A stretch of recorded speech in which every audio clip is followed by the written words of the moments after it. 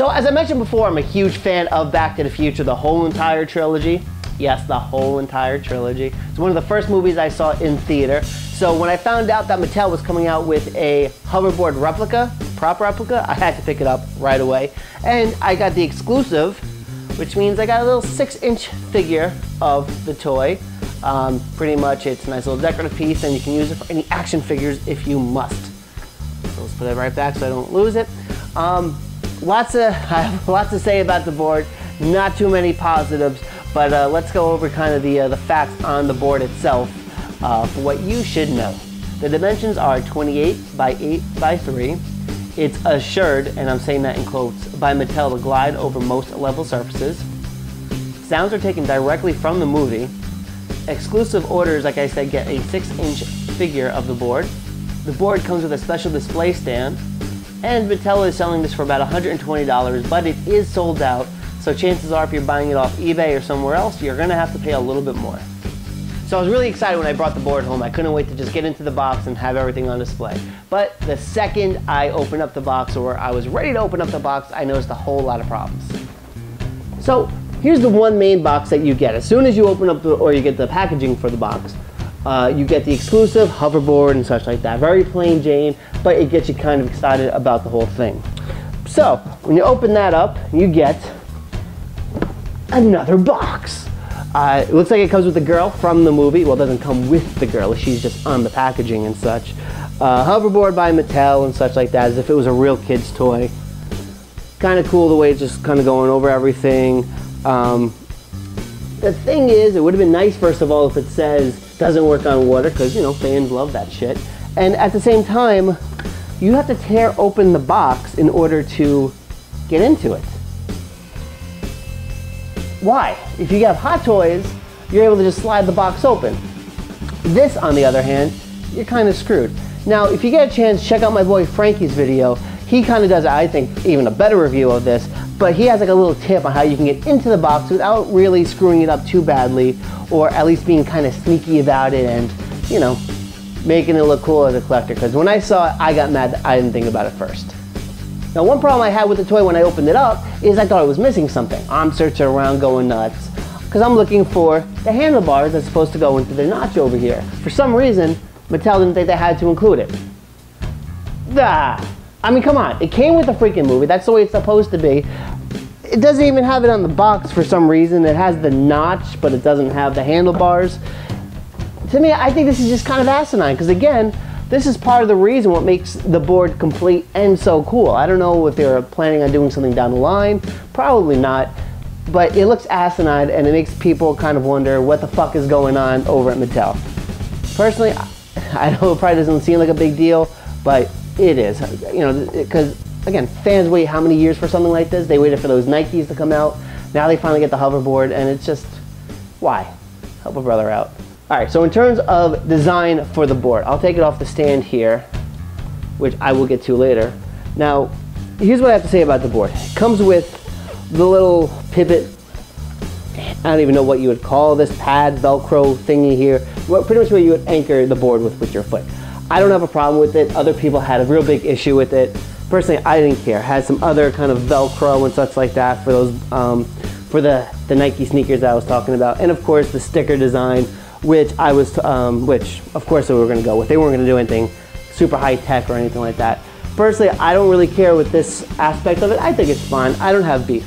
In terms of this though, the little cheap plastic sticker going all the way around the board. Why couldn't we have some LED lights? Something simple. I'm not talking about anything crazy, but it would have been so nice to have just some basic LEDs put into the board. I mean, again, the retail price was $120.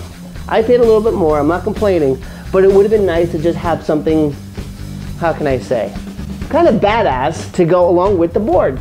You just don't get that. It would have been nice if it had that. Now, for the bottom aspect of the board, before when I said on the facts that Mattel assures you can glide this along on surfaces and such like that, I haven't tried it. I have hardwood floors all over my apartment. There was no way in hell I was going to risk scratching this thing, because if I scratched it, I would have been fuming pissed. Now, in terms of the design aspect, again, you have the stickers, you have the, I don't even know what you would call these damn things, but it would essentially help you float and such like that, glide. Again, I don't think it's that big of a deal. Now, the board at the same time looks a little bit different than the way it did in the movies. And again, I'm cool with that. It's not gonna look exactly the same, but it's within the ballpark, very close to the ballpark, so I'm fine with that. Now, in terms of a problem on this side, it has to do with the sound box. You throw in, I believe it's 3 AA batteries.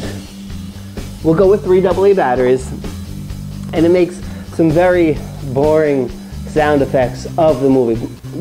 Low scale replicas. It sucks, all right? They're not that great. I'm trying to be nice. I want to like this board, but I can't. Now, the big problem isn't even really the sound effects, because I don't give a shit about the sound effects. If it sounds great, fantastic. If not, whatever. I'm not going to really use it. But you have to unscrew and screw it in and put the batteries in, and it has no on-off switch. Why would you get something that is forced to be on? This is fucking stupid. Why on God's green earth would you get something that doesn't have an on-off switch? You can't turn it off, you can't turn it on. All you have to do, the way you turn it off is you get your screwdriver, you unscrew it, then you take the batteries out and you have to put everything back in. Why can't it have a goddamn switch? Why can't it have a switch? That's it. No, instead it sucks and it's a pain in the balls and it's asinine. It's just so fucking stupid. This was rated one of the worst toys for 2012, and I totally understand why. It's so beyond frustrating. Now, the only thing more frustrating than that is the stand. It's nice. You're not going to be able to see it, but it says Back to the Future Part 2 on here, almost as if it's etched into the plastic, or is kind of etched into plastic, rather. It sucks. I mean, even this sucks. Why does everything about this hurt so badly? But it does, because you're constantly fighting. I actually had to do a few different takes because I slightly bumped into the board and the board was about to just plummet, break, and that couldn't happen. Why does this hurt so bad? But it does. It does. I'm a glutton for punishment. The stand is just a pain in the ass. It barely holds up the board, and even when I had the board up, I feel like it wasn't properly up. This though, I'm okay with this. I have no problems with this. It's kind of cool. If I would have bought just this, I would have been happy with it.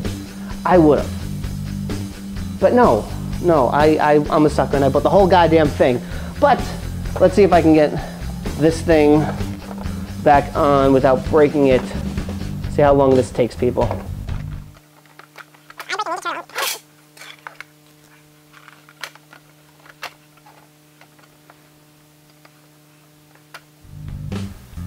Well, not bad. It only took like 30 seconds or so. I'll put that there.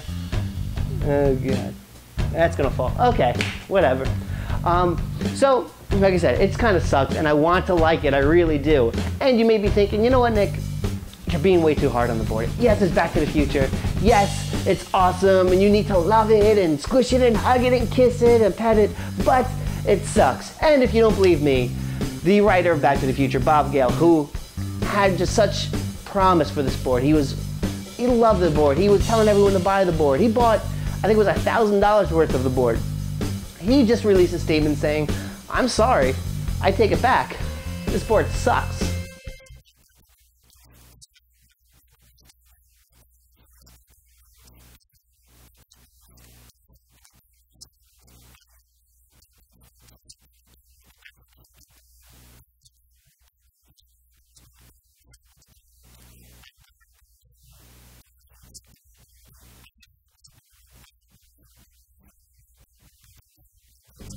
So as I said, the board, it sucks.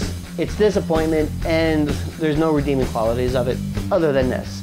The one aspect which I think is pretty cool, which you could check out in this other video, is a guy actually has magnets built into the bottom of the board, which you really can't see, which I think I'm going to do for the future. I'm going to try it in another video one day.